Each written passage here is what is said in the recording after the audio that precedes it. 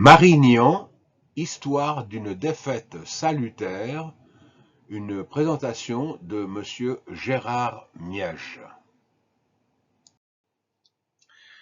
Mesdames, Messieurs, c'est avec un grand plaisir que je me trouve parmi vous aujourd'hui, dans cette vidéo, pour évoquer la bataille de Marignan qui fut un événement majeur de la construction de la Confédération helvétique et dont nous avons fêté le 500e anniversaire en 2015.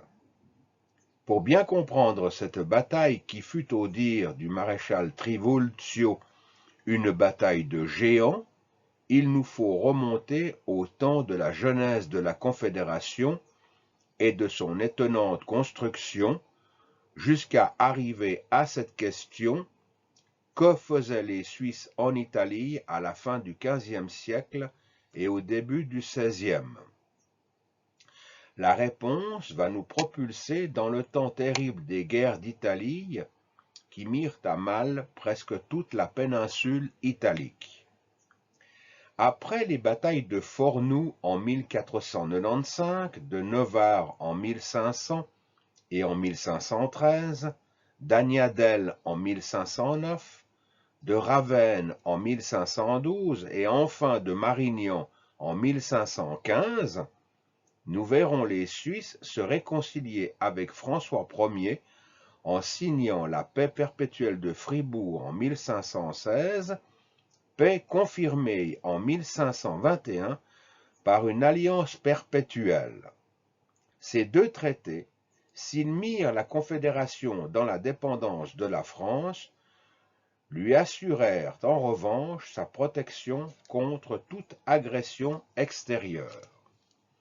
Ce retour sur l'histoire nous permettra de comprendre l'évolution politique de la Confédération jusqu'à Marignan et d'en tirer une conclusion, à savoir que cette bataille ne fut pas un événement isolé dans l'histoire de la Suisse, mais bien au contraire, la conséquence d'une longue dérive expansionniste. De fait, toute cette histoire avait commencé au début du XIIIe siècle, lorsque les Wallstätten, Uri, Schwyz et Unterwald, coincés au sud de leur territoire par la barrière des Alpes et pressurés au nord par les princes de la maison de Habsbourg, décidèrent de prendre leur destin en main. Et pour être sûrs d'y parvenir, ils ne ménagèrent pas leurs efforts. Vers 1230, ils construisirent le fameux pont du Diable sur les gorges de la Schellenen et aménagèrent la route du Gothard qui leur permit de franchir les Alpes et de s'ouvrir au commerce international entre le nord et le sud de l'Europe. D'autre part, ils réussirent à s'affranchir de la tutelle des Habsbourg d'Autriche en se mettant sous la protection directe de l'empereur du Saint-Empire, qui la leur accorda par des lettres patentes que l'on désigne sous le nom d'immédiateté impériale, Uri en 1231 et Schwyz en 1240. Forts de cet appui, les Wallstätten scellèrent en 1291 une alliance pour se garantir une mutuelle assistance face aux agressions continuelles des ducs d'Autriche, qui ne pouvaient accepter ce qui leur apparaissait comme une rébellion.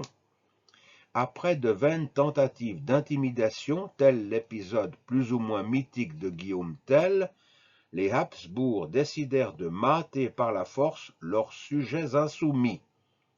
S'ensuivit bien sûr de nombreux conflits au cours desquels les Autrichiens furent successivement battus en 1315 à Morgarten contre le duc Léopold Ier, en 1386 à Sempach contre Léopold III qui fut tué au combat et en 1388 à Neffels contre le duc Albert III de Habsbourg. Cette suite ininterrompue de succès incita plusieurs régions contiguës à s'unir aux trois premiers cantons, Lucerne en 1332, Zurich en 1351, Glaris-et-Zoug en 1352 et Berne en 1353, formant ainsi la Confédération des 8 cantons.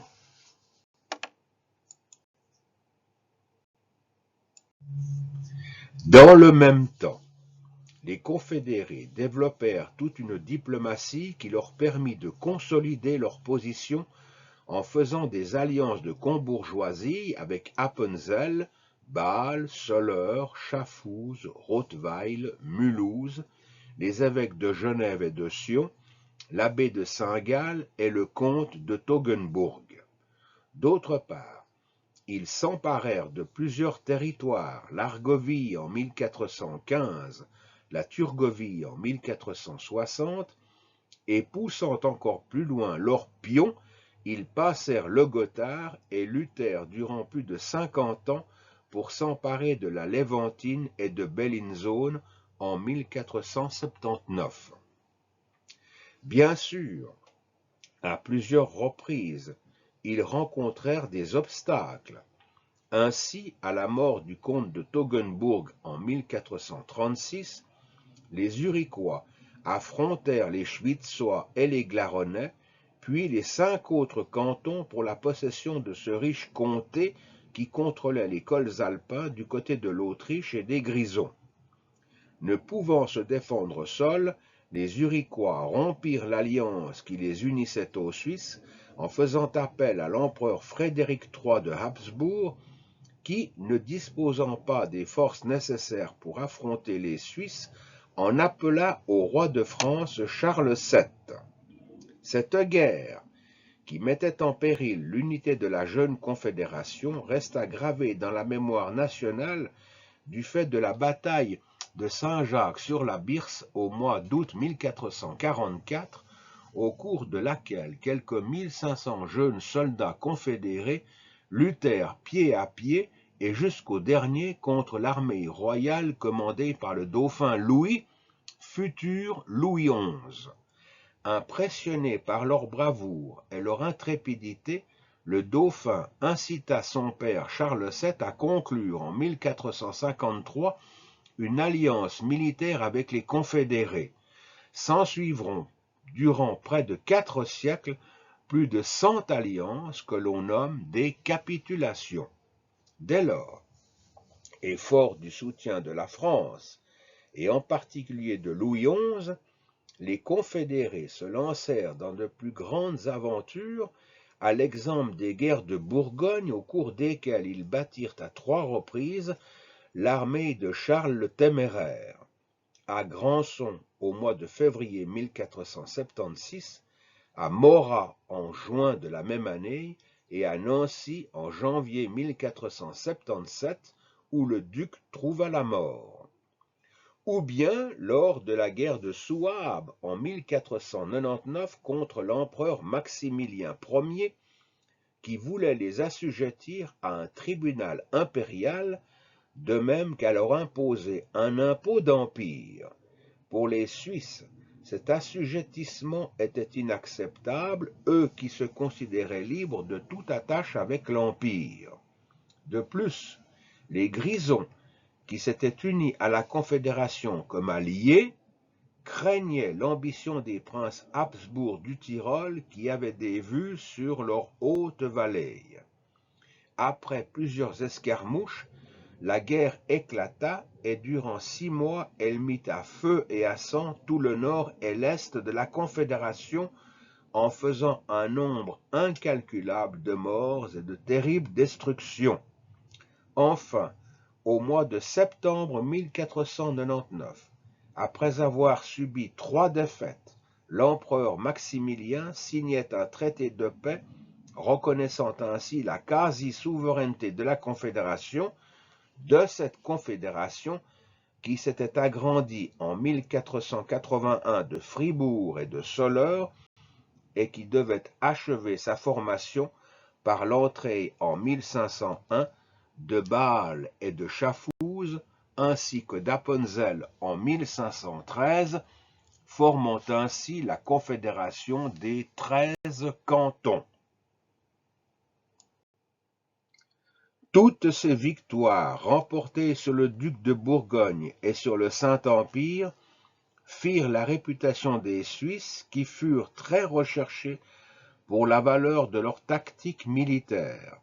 En effet, comme le disait Olivier Baumgärtner dans sa thèse consacrée à la pensée militaire de Zwingli, ce qui faisait la force des carrés suisses, c'était qu'ils formaient un trinôme reposant sur la masse des hommes qui les composaient, sur le choc qu'ils provoquaient à l'encontre de l'ennemi et sur le courage qui animait les soldats. Ainsi, sollicités de toutes parts, des milliers de jeunes gens s'engagèrent comme mercenaires, allant sur tous les champs de bataille du continent.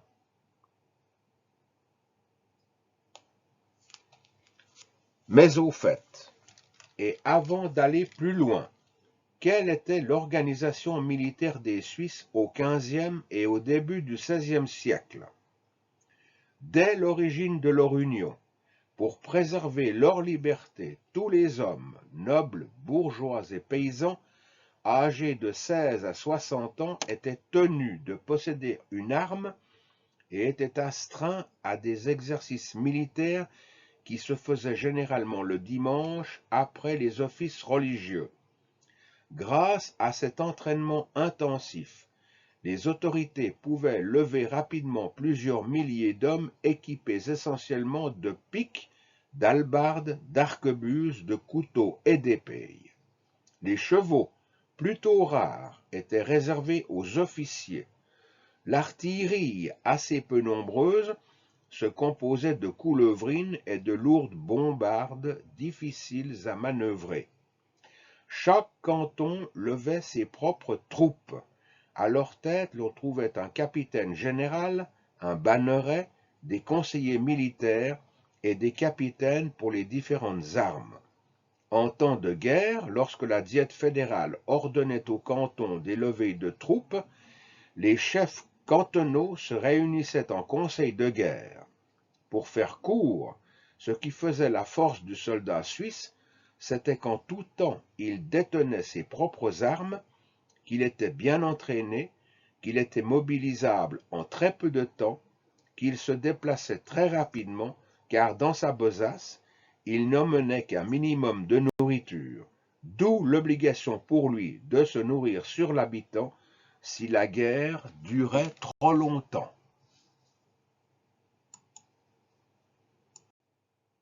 En résumé, vers la fin du XVe siècle, les Suisses pouvaient être fiers.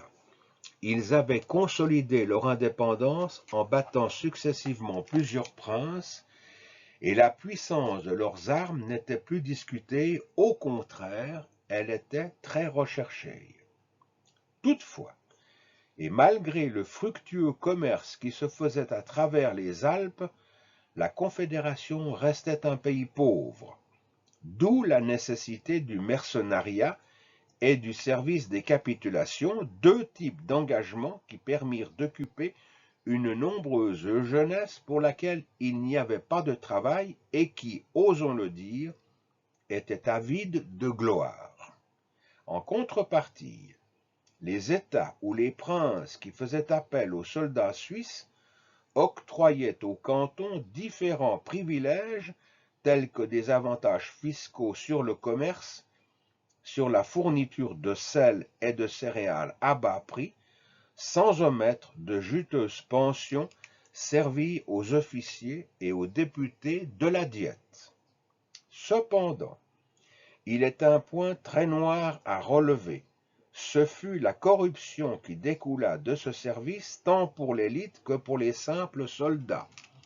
Écoutons ce que disait Jean de Muller dans son Histoire des Suisses, paru à la fin du XVIIIe siècle. Je cite: « Quoique le résultat de cette courte guerre, la guerre de Souabe en 1499, fût tout à l'avantage des Suisses, il ne laissa pas de fournir aux hommes les plus sages d'entre eux le sujet des plus sérieuses réflexions.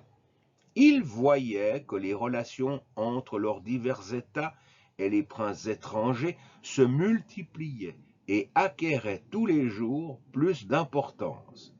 Il calculait que près de 30 000 Suisses avaient été sacrifiés pour un vil salaire aux passions qui engageaient les princes d'Italie à s'entre-déchirer.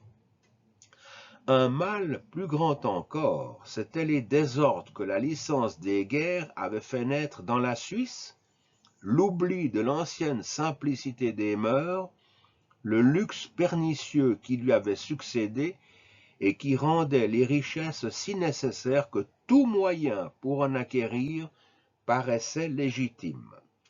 La désunion entre les cantons était une autre suite inévitable de cette passion pour les services des puissances étrangères.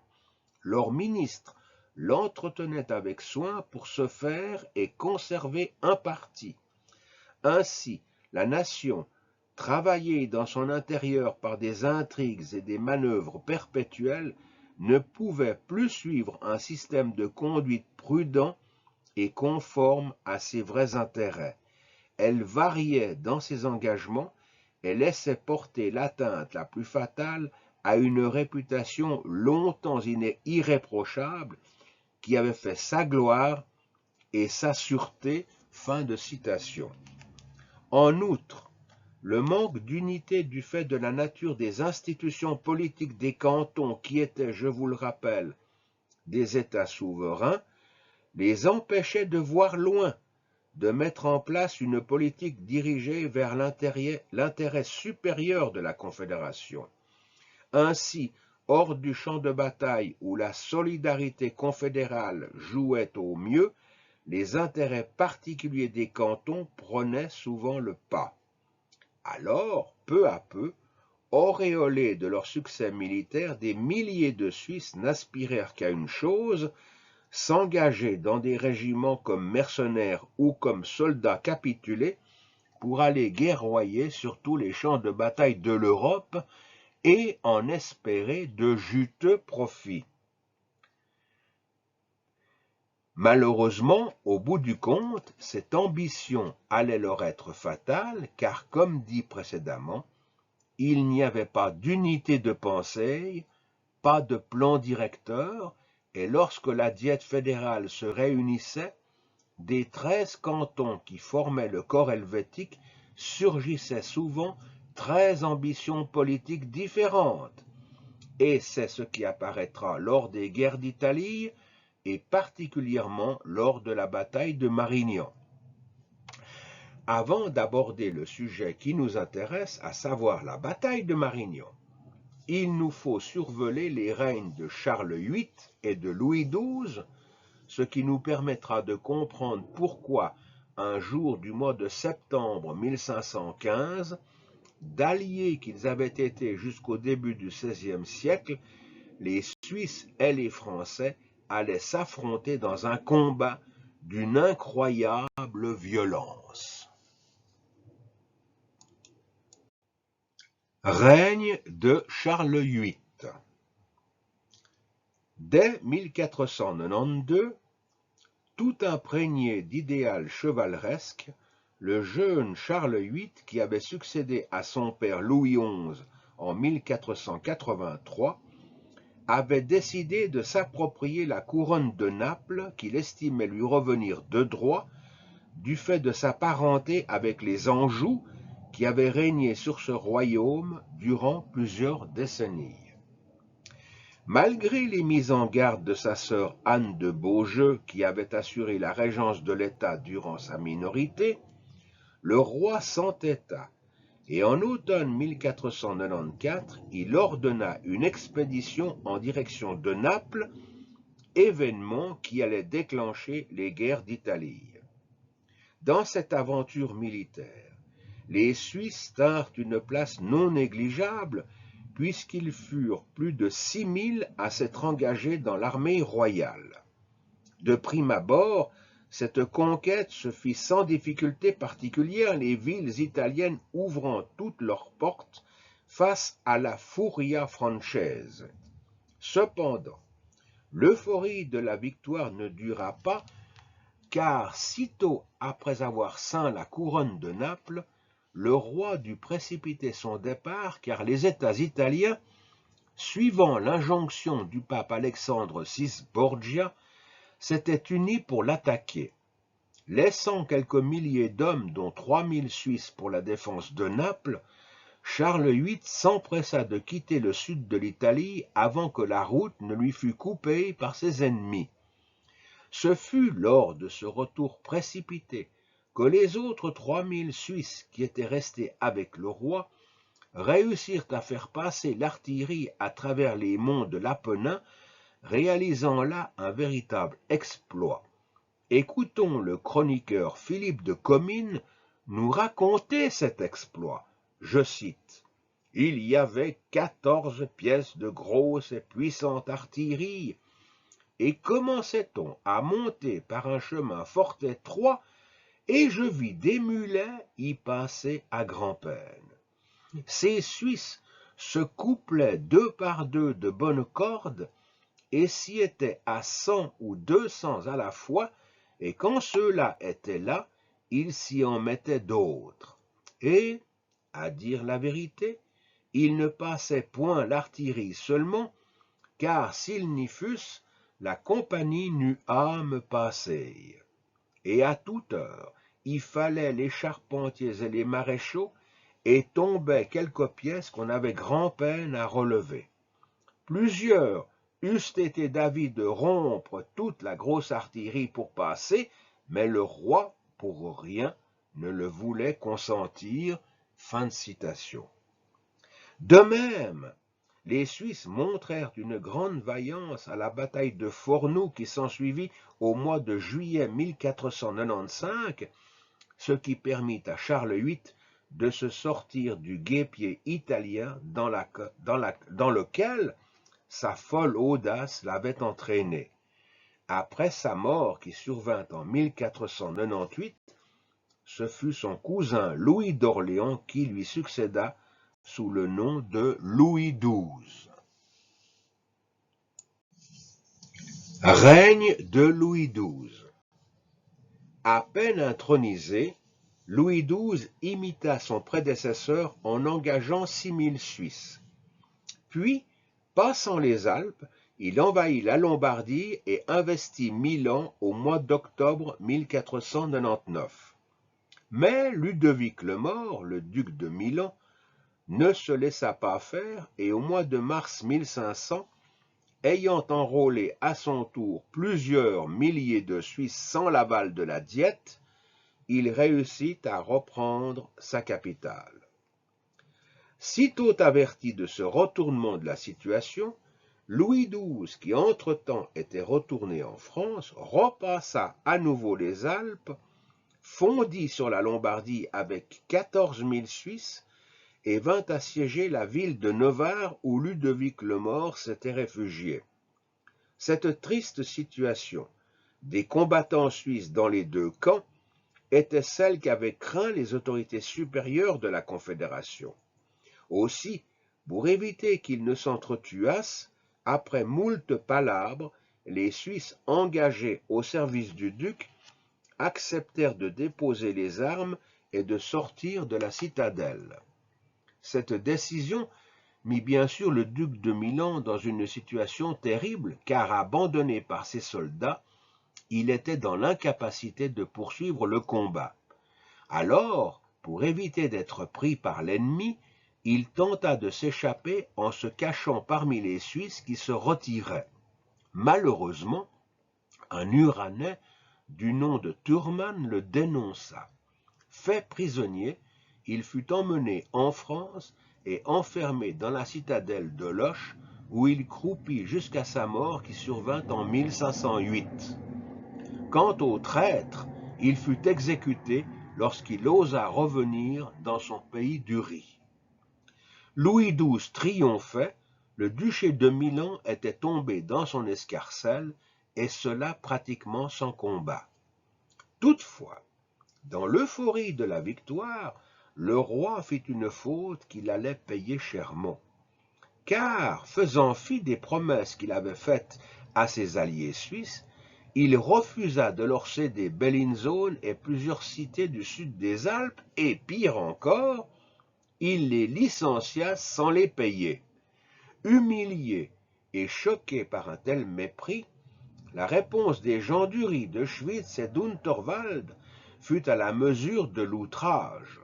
Au mois d'août 1501, ils descendirent de leur vallée, réoccupèrent Bellinzone et en pillant tout sur leur passage, s'avancèrent jusqu'à la ville d'Arona, située sur la rive piémontaise du lac Majeur. Cette fureur dévastatrice surprit le roi qui, entre-temps, était parti à la reconquête du royaume de Naples. Alors, pour ne pas avoir à lutter sur deux fronts, Louis XII se résigna et en avril 1503, il céda aux 3 cantons suisses la ville et le comté de Bellinzone. Tout semblait donc s'arranger, mais dans l'esprit des confédérés, le mépris du roi les avait profondément irrités et de ce moment, ils s'en méfièrent.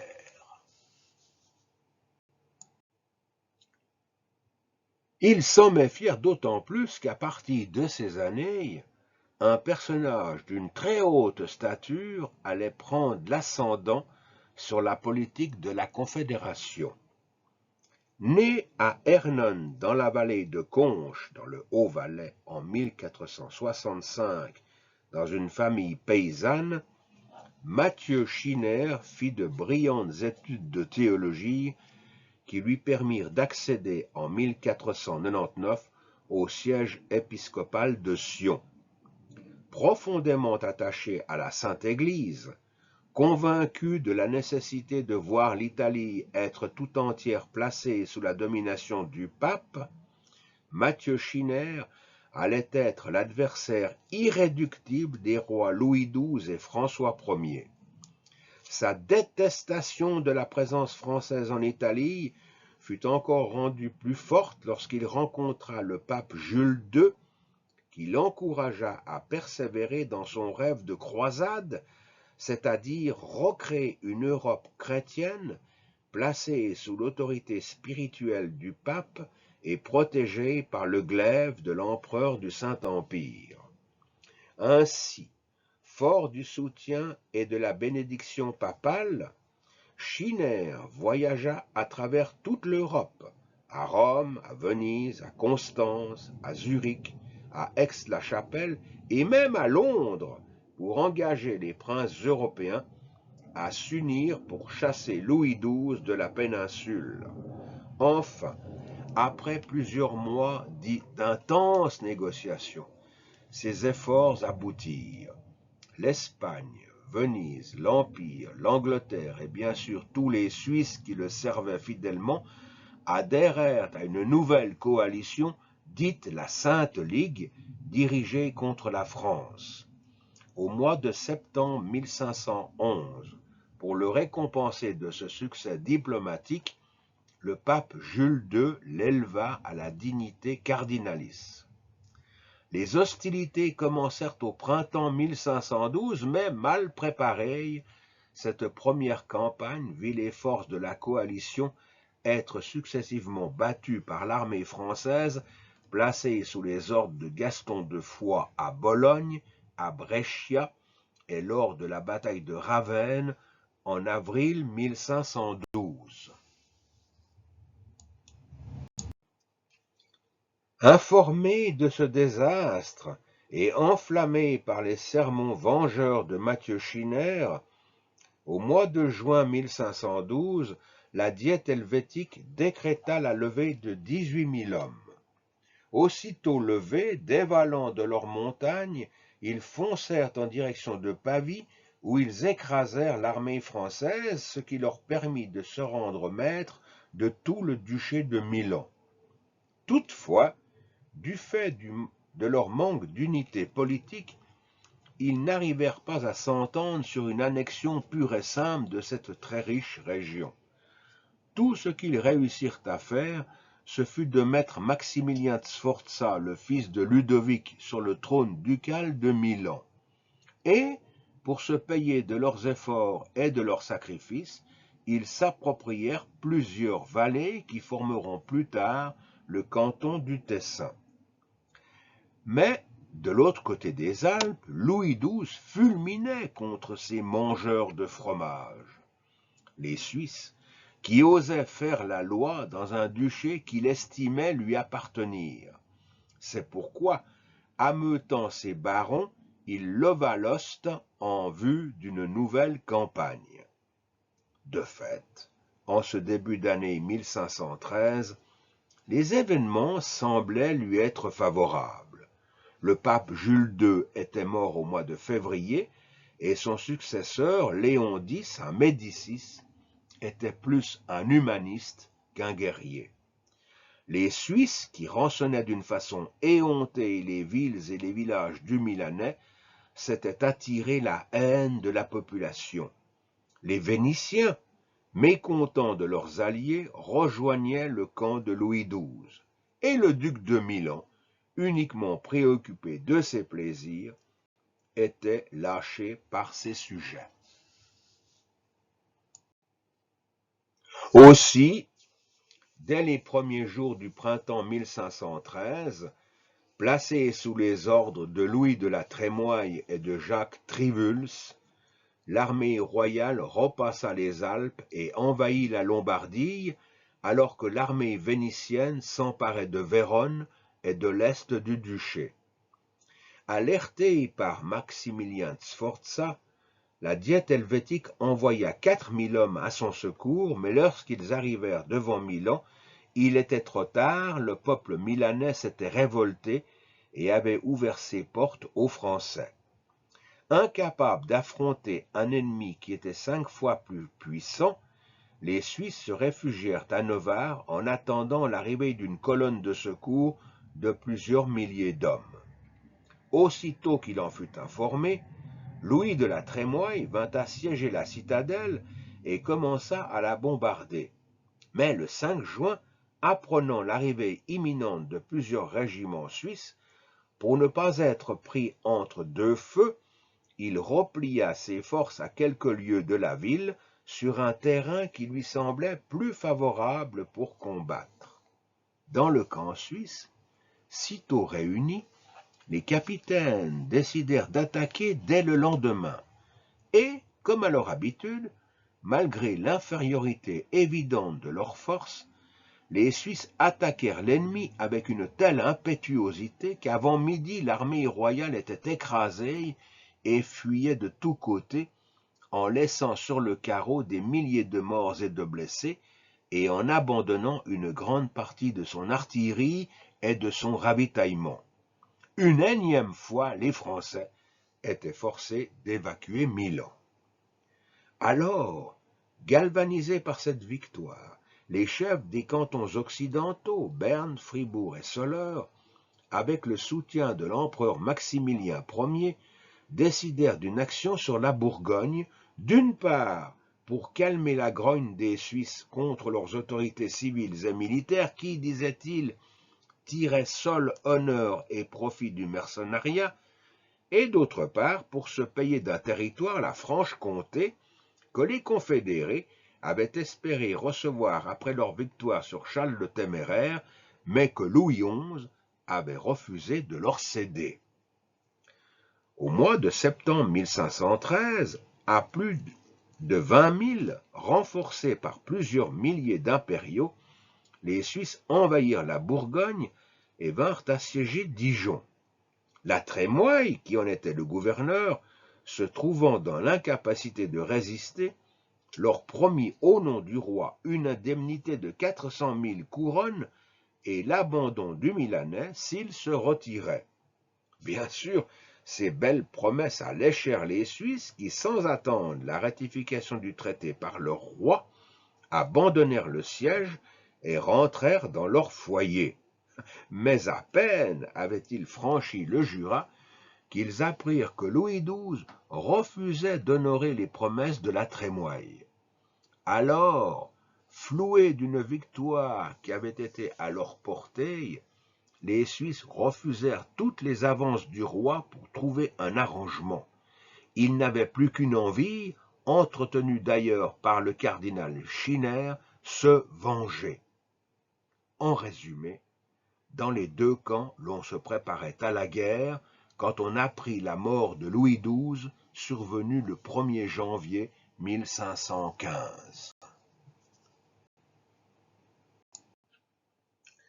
Avant de poursuivre, et pour faire connaissance avec François Ier, je me permets de vous lire à nouveau un passage de l'Histoire des Suisses de Jean de Muller. Je cite. « L'avènement de François Ier au trône de France était accompagné de circonstances qui annonçaient à l'Europe et à l'Italie en particulier de nouvelles agitations.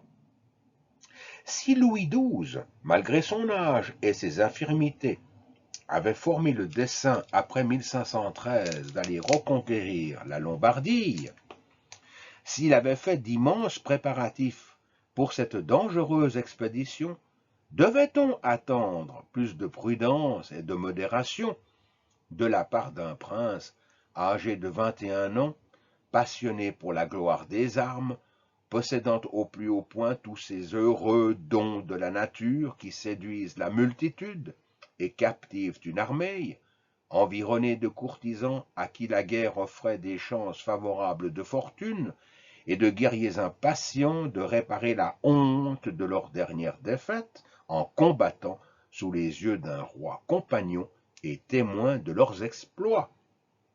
Les soins du gouvernement intérieur du royaume n'arrêtèrent pas un moment François Ier au début de son règne.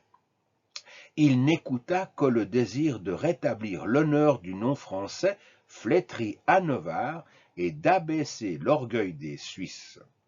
C'est en rétablissant son autorité en Italie qu'il voulait signaler à sa cour son avènement. Fin de citation. C'est pourquoi, loin d'être un fol esprit, avant de s'embarquer dans cette aventure, François Ier tenta de se réconcilier avec les Suisses. Mais le cardinal Schinner veillait et les négociations n'aboutirent pas.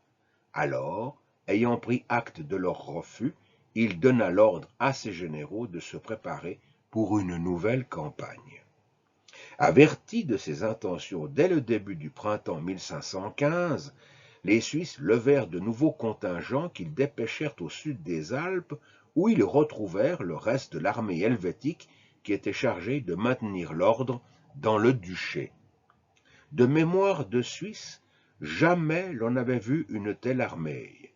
Elle comptait plus de 40 000 hommes, commandés par le bourgmestre de Zurich, Marc Rust, l'avoyer de Berne, Jacques de Watteville, le sénateur bernois Albert de Stein, l'avoyer de Lucerne Ertenstein, les landammann Puntiner et Schwarzmaurer.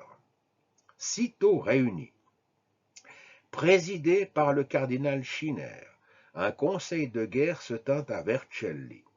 Mais encore une fois, l'absence d'une autorité centrale représentant la nation suisse tout entière fit que de suite des divergences apparurent au sein du commandement. Les autorités des cantons occidentaux, suivant les avis du bernois Albert de Stein, voulaient diriger toute l'armée vers le Piémont afin d'empêcher les Français de franchir les Alpes, alors que les chefs des cantons orientaux préconisaient de se diriger du côté de Milan, où ils espéraient être renforcés par leurs alliés espagnols et pontificaux, de même qu'à trouver du ravitaillement.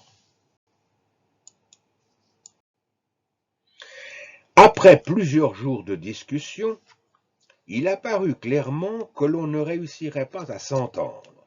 Alors l'armée se scinda, les uns partant vers le Piémont, les autres prenant la direction de Milan. Mais en l'occurrence, Albert de Stein avait vu juste, et les Suisses, en divisant leurs forces, s'étaient considérablement affaiblis. Les quelques 20 000 hommes qui composaient les forces des cantons occidentaux apparurent alors bien faibles pour, premièrement, se positionner aux frontières de la Ligurie de façon à couper la route à une éventuelle invasion par Gênes, et deuxièmement, pour s'établir à Suse, au débouché des cols du Mont-Cenis et du Mont-Genèvre, qui étaient les routes les plus employées jusqu'alors pour franchir les Alpes. Informé par ses espions de la stratégie adoptée par les Suisses, François Ier réussit à les berner en empruntant différents itinéraires passant par les cols de Vars, de l'Arche et d'Anial qui, réputés infranchissables, n'avaient pas été gardés. Cette ruse permit à son armée de fondre sur l'ennemi là où il ne l'attendait pas.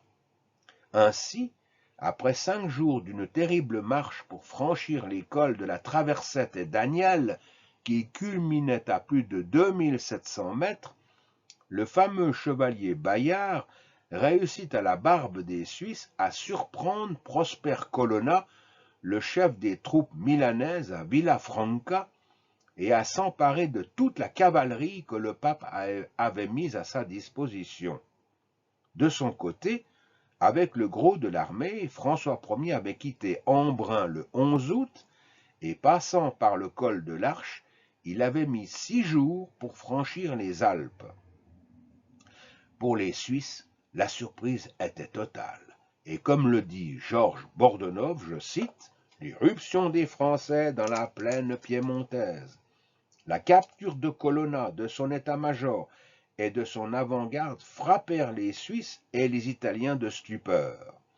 Ils se demandaient par quelle magie cette grosse armée, 12 000 chevaux, 30 000 fantassins, 72 pièces de grosse artillerie et 300 pièces légères, cet énorme convoi, cette masse de canons de tout calibre, cette file de charrettes lourdement chargées, avait pu franchir ces gorges réputées inaccessibles, hantées par les sols bouquetins et connues de quelque part.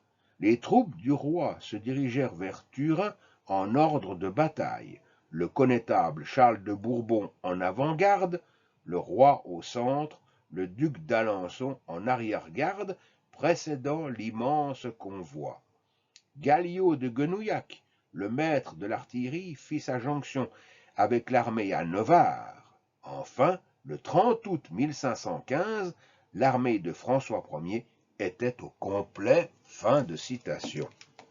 Oui, les Français avaient réussi là un exploit, un véritable exploit, à l'égal de ceux d'Hannibal ou de Bonaparte au Grand Saint-Bernard. Totalement désappointés, mais aussi fous de rage, les Suisses abandonnèrent les places fortes, évacuèrent le Piémont et se replièrent sur Milan en laissant derrière eux un triste spectacle de ruines et de désolation. Dans leurs rangs, la confusion était telle que plusieurs régiments, à bout de force et mal payés, menaçaient de rentrer au pays. Heureusement, les capitaines suisses n'avaient pas complètement perdu la tête, et ils avaient délégué des messagers pour informer la Diète de leur situation et réclamer de nouvelles troupes. Ainsi, quelques jours plus tard, 20 000 hommes passaient les Alpes. De son côté, François Ier, qui avait été informé dès le début du mois de septembre 1515 de la désorganisation des troupes suisses, leur avait fait des propositions de paix très alléchantes à Gallarate. Après moult discussions, les capitaines des cantons occidentaux, Berne, Fribourg et Soleure, les avaient acceptés et avaient ordonné à leurs troupes, environ 12 000 hommes, de se retirer sur Arona. Les autres, ceux du centre et de l'est de la Confédération, qui s'étaient repliés sur Milan, étaient en pleine confusion. En effet, certains avaient entendu parler du traité de Gallarate et voulaient en accepter les termes. D'autres, la majorité, ils étaient environ 25 000, voulaient absolument en découdre avec les Français. Et ce d'autant plus qu'à peine arrivés dans la capitale du duché, le cardinal Schinner leur avait tenu un discours d'une véhémence extraordinaire pour les engager à tout donner pour l'honneur du pays et pour la cause de la Sainte Église. Cette harangue porta si bien ses fruits que plus personne parmi l'état-major ne put freiner l'ardeur des soldats d'Uri Schwytz, de Nidwald, de Lucerne, de Zurich et de Zug. Et bien que la journée fût déjà largement entamée, ils sortirent de Milan et prirent la route de Marignan, où s'était établie l'armée de François Ier. Toutefois, prenant conscience de l'heure tardive, le cardinal Schinner avait tenté de les convaincre d'attendre le lendemain matin pour engager le combat, mais, déjà enivrés par le vin et par la certitude d'une victoire qu'ils prévoyaient facile, il ne réussit pas à les calmer. Une seule chose comptait pour eux, c'était d'affronter l'ennemi. Mais, dans leur enthousiasme, ils avaient omis d'envoyer des éclaireurs pour voir les dispositions que le roi avait prises. En effet, ayant repéré le terrain, le roi avait fait élever quelques buttes sur lesquelles il avait disposé son artillerie. Cette position lui semblait favorable, bien que le terrain situé en contrebas, très marécageux et entrecoupé de nombreux fossés, ne laissât que peu de liberté à la cavalerie pour manœuvrer. Mais cette position avait l'avantage de forcer les Suisses, soit à s'exposer dangereusement en restant sur la route qui venait de Milan et qui conduisait à Lodi, soit à emprunter ces terrains tourbeux, marécageux, pour atteindre les Français. Le 13 septembre 1515, dans la fin de l'après-midi, alors que François Ier déjeunait avec le général vénitien d'Alviano, il entendit les trompettes donner l'alarme.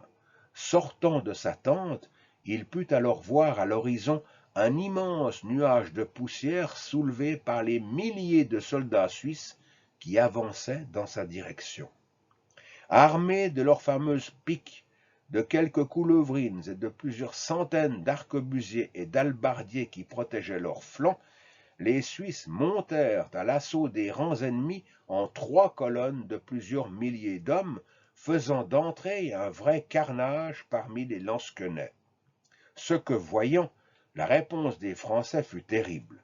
Galliot de Genouillac, le grand maître de l'artillerie, fit donner ses canons, creusant des sillons sanglants dans les cohortes suisses. Ce fut alors une mêlée formidable dans laquelle fantassins et cavaliers s'entretuèrent. Écoutons Georges Bordenave.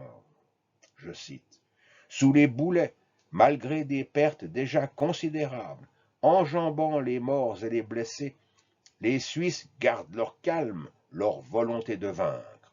Il leur importe peu que l'effet de surprise soit manqué.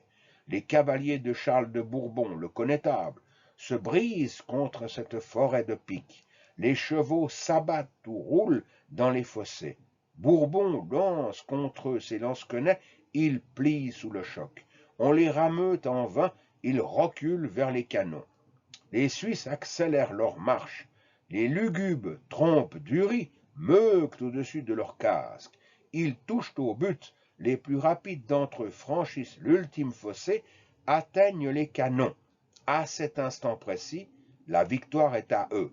S'ils parviennent à s'emparer de l'artillerie, ils la retourneront contre les Français. » Fin de citation. De son poste de commandement, le roi ne pouvait que constater le délitement de son armée.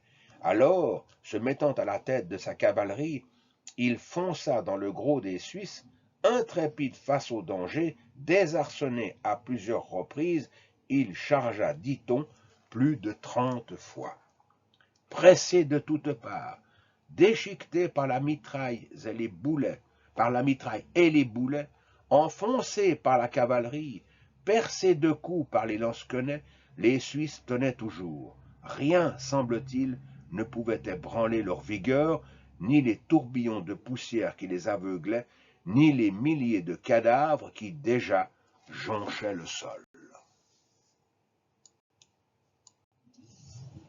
Enfin, vers minuit, la lune s'étant couchée, les combats cessèrent, les soldats des deux camps attendant comme une trêve tacite le lever du soleil. Je cite Jérôme Bodin. Un silence d'angoisse se pose sur des monceaux de cadavres déchiquetés et sanglants. Seuls les râles des agonisants rappellent l'épouvante et la désolation. Épuisés, affamés, chacun tente de rallier son unité ou ses camarades. Trébuchant parfois sur des débris gluants, certains hommes, hagards, tombent dans un groupe ennemi. Lardés de coups, ils succombent aussitôt. De plus, en raison de la proximité des adversaires, nul feu n'apporte l'espérance de la chaleur et de la lumière dans cette profondeur fantomatique et grimaçante. De son côté, après avoir pris un peu de repos, François Ier passa la plus grande partie de son temps à cheval à regrouper ses troupes et à modifier ses positions. Il redistribua son artillerie de façon à ce qu'elle pût tirer sur l'ennemi en feu croisé et il plaça son armée sur une seule ligne plus compacte. À droite, le connétable Charles de Bourbon, au centre, le roi, à gauche, Alençon. Puis il envoya une estafette au général vénitien d'Alviano pour l'engager à le rejoindre le plus rapidement possible. À la pointe du jour, le combat reprit, je cite, « Les Suisses, imperturbables, se mettent en marche droit devant eux malgré la violence inouïe des tirs de l'artillerie de Galliot de Genouillac. Les hommes sont pulvérisés, mais les survivants ne cessent d'avancer, pique baissée et rage au cœur. Hachés menus, des rangs entiers se sacrifient volontairement afin que les suivants, galvanisés, submergent les défenses du camp français. De part et d'autre, les pertes sont considérables. Autour du roi, plusieurs gentilshommes s'effondrent. Chez les Suisses, presque tous les chefs meurent. Puntiner, Imhoff, de Travers, de Marmels, Rodolphe de Salis, Alville, Winkelried, von Escher, etc. On en était là du combat, ou plutôt de cette affreuse boucherie, quand on entendit au loin le cri de San Marco, qui annonçait l'arrivée imminente de l'armée vénitienne. Alors, et je cite à nouveau, « Quoiqu'ils combattissent continuellement avec une très grande audace et une très grande valeur, désespérant de pouvoir obtenir la victoire, alors que le soleil était déjà depuis plusieurs heures au-dessus de la terre, les Suisses sonnèrent la retraite et se replièrent vers Milan en file silencieuse, défigurés par la souffrance, mais toujours fiers de leur valeur. Ils laissaient sur le champ de bataille plus de 10 000 morts. Lorsqu'ils arrivèrent à Milan, le cardinal Schinner les exhorta à protéger la ville jusqu'à l'arrivée de nouveaux renforts, mais cette fois, il ne put les convaincre et en désespoir de cause, il se réfugia auprès de l'empereur Maximilien à Innsbruck. Le gros de l'armée, enfin de ce qu'il en restait, prit la route de Côme et de Bellinzone, et après avoir pourvu à la défense de Lugano et de Locarno, repassa les Alpes vers la fin de septembre. Le château de Milan, où se tenait le duc Maximilien, protégé par une garnison de Suisse, capitula le 8 octobre et François Ier fit son entrée dans la ville le 11 octobre 1515. Pour célébrer sa victoire, mais aussi pour saluer le courage de ses adversaires, il fit frapper une médaille sur laquelle l'on pouvait lire « Vici ab uno Cesare victos ». J'ai vaincu ceux que seul César avait pu vaincre. Quelques jours plus tard, averti de la catastrophe, la Diète voulut venger les morts de Marignan en levant 22 000 hommes, mais les cantons occidentaux s'y opposèrent. Dans leur esprit, il était temps de se réconcilier avec le roi. Alors, sous l'égide du duc Charles III de Savoie, des préliminaires de paix s'ouvrirent à Genève. Ils aboutirent le 29 novembre 1516 à la signature de la paix perpétuelle de Fribourg. Les Suisses et les Grisons gagnaient les bailliages tessinois et valtelins, plus une indemnité de guerre de 700 000 couronnes et des pensions annuelles pour chaque canton et pays alliés. Moyennant une belle pension et une terre, Maximiliano Sforza se retirait en France alors que son duché et le Val d'Ossola revenaient au royaume. En 1521, sauf Zurich, qui était passé à la réforme zwinglienne et qui refusait l'engagement de soldats pour des causes étrangères au pays, tous les cantons concluaient une alliance militaire offensive et défensive avec le royaume de France, se mettant ainsi sous l'influence directe de cette nation, et cela jusqu'à la Révolution française. Mais pour les Suisses et l'Italie, tout n'était pas encore terminé, car le cardinal Schinner et ses partisans n'avaient pas renoncé à leur croisade anti-française.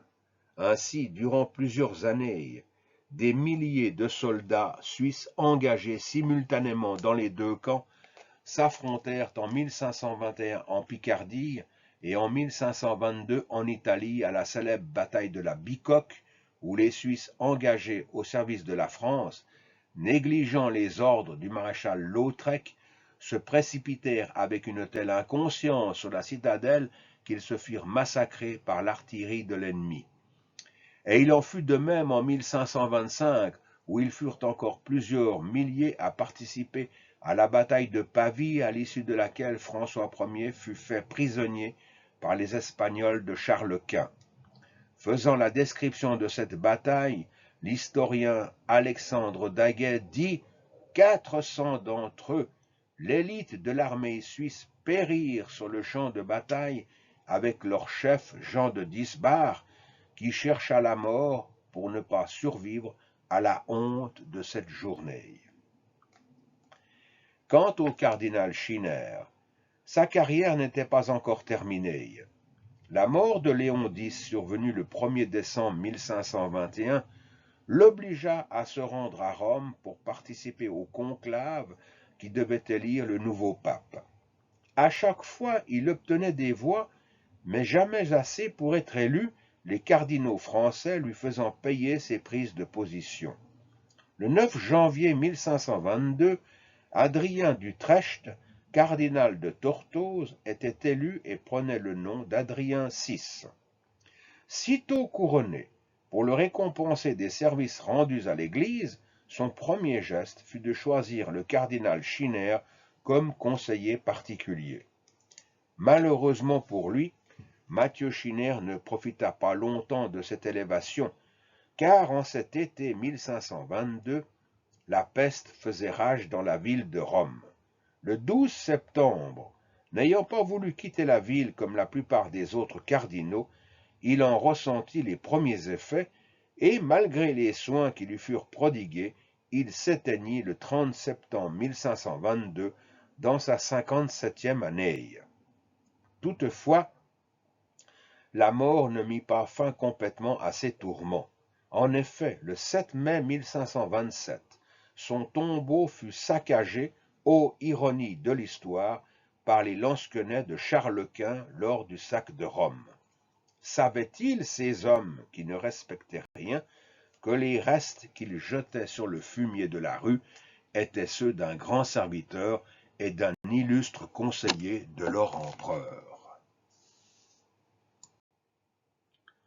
Pour conclure cette conférence, je vous dirai, mesdames, messieurs, que la bataille de Marignan fit prendre conscience aux Suisses de la fragilité des liens qui les unissaient et de l'intérêt qu'ils avaient à mettre fin à leur politique d'extension en dehors de leurs frontières naturelles, le Rhin au nord, le Jura à l'ouest et les Alpes au sud et à l'est.